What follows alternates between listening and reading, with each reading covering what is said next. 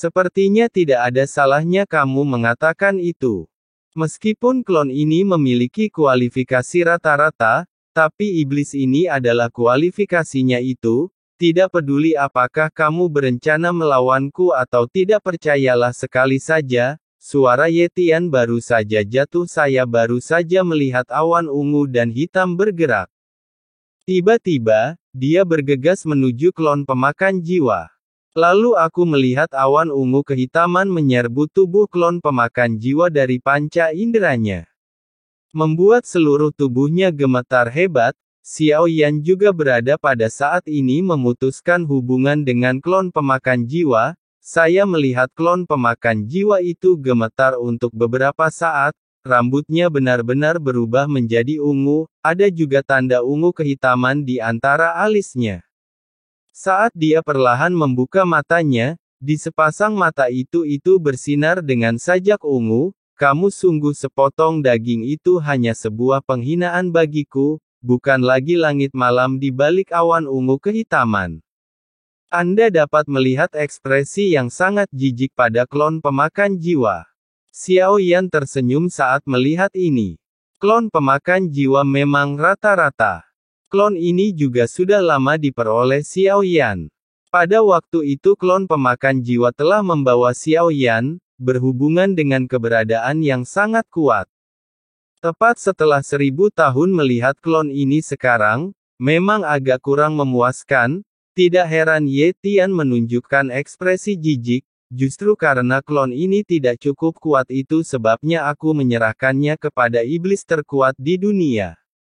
Dapat mengubah segalanya menjadi sesuatu yang ajaib. Ini iblis yang sebenarnya, bukan?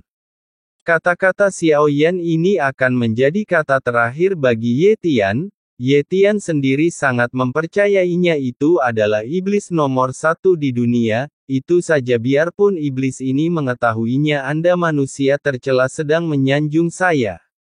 Saat itu, Gu Zongsheng menipu saya dengan cara yang sama. Tapi itu tidak masalah, saya sangat menyukainya. Perhitungannya akan tetap perhitungan, bukan? Suara Yetian segera datang dari klon pemakan jiwa. Anda bisa melihat wajah di bawah rambut ungu menampilkan tampilan yang agak puas dan arogan. Lalu Yetian mengulurkan jarinya perlahan meluncur di kehampaan kekosongan. Saat ini seperti selembar kertas, sebuah celah dibuka oleh Yetian. Lambaikan tangan itu hanya melemparkan semua boneka iblis yang dikumpulkan, dan disempurnakan ke dalam celah ini. Xiao Yan tidak melupakan Zonggu dan yang lainnya. Mereka juga telah menunggu di luar tirai tipis. Setelah Xiao Yan keluar tidak jauh, adapun pilar Tianjun itu diam-diam ditangguhkan di dantian tubuh Xiao Yan. Meskipun Xiao Yan sudah bisa mengendalikan hal ini, namun, masih perlu waktu untuk mencerna pilar tersebut. Dan setelah mendapatkan pilar Tianjun, meskipun kekuatan tubuh aslinya dan klonnya telah membuat terobosan, namun dia belajar bagaimana menggunakan keterampilan bertarung Tianjunzu. Dan Xiao Yan yang bisa mengendalikannya dengan pikirannya, dengan sesuka hati. Setelah Zonggu dan yang lainnya mendekat, Xiao Yan mengeluarkan Ordo Kuno Dewa dan Iblis. Misi tentang Halloween Demon World juga telah selesai. Terlepas dari apakah Halloween Demon World akan memberikan hadiah, setelah menyelesaikan tugas, jika Anda ingin Xiao Yan menyerahkan pilar Tianjun, maka tidak apa-apa jika Xiao Yan tidak menginginkan tugas ini.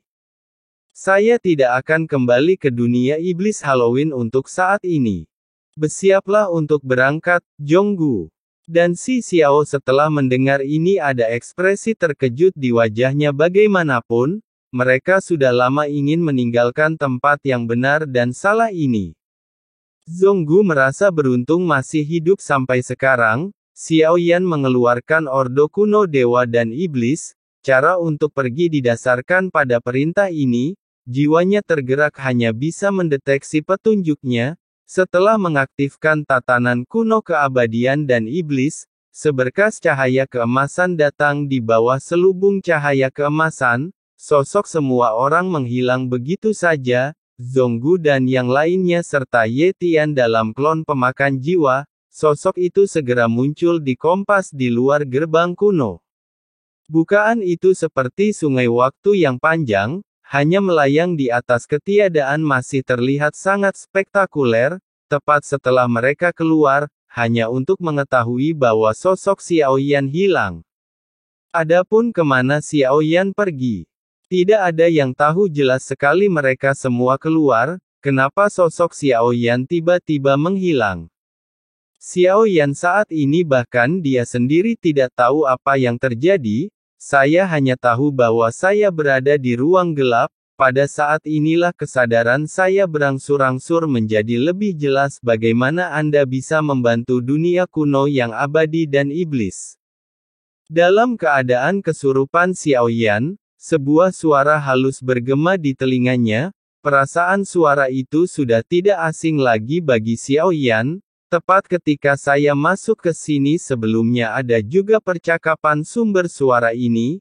Itu harusnya merupakan kehendak dari makhluk abadi dan iblis. Kau terlalu menganggapku tinggi. Masih ada orang-orang kuat di dunia kuno yang abadi dan iblis. Bukankah mereka lebih berharap bisa menyelamatkan dunia kuno yang abadi dan iblis dari air dan api?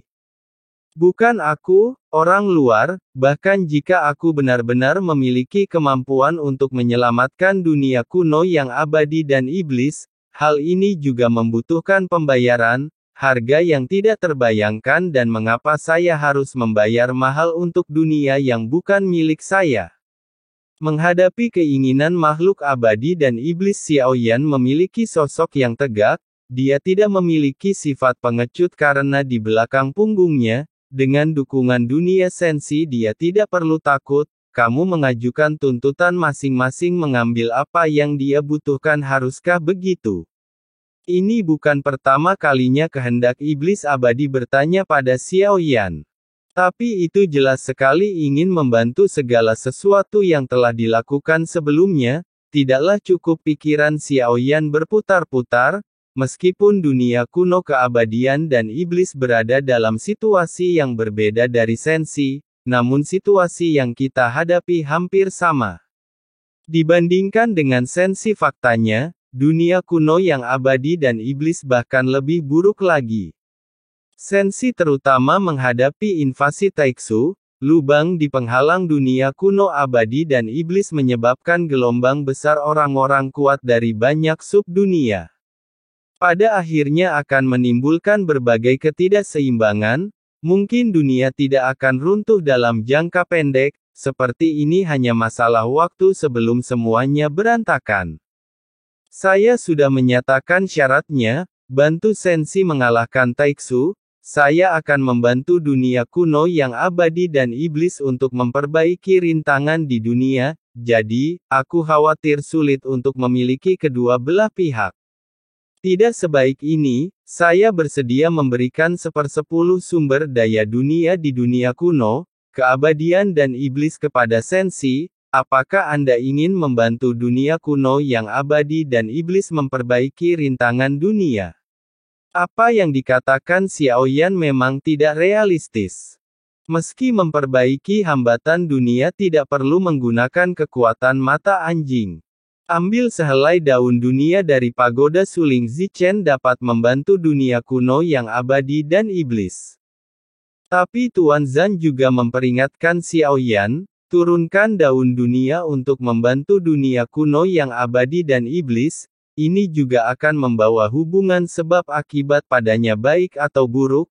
Tidak ada yang tahu dengan jelas. 3/10 sumber daya dunia ada di dunia kuno abadi dan iblis. Ditambah 50.000 orang kuat dengan kekuatan abadi, ada juga orang kuat dari dunia kuno abadi dan iblis. Setelah sensi menang, dia dapat kembali ke dunia kuno keabadian dan iblis.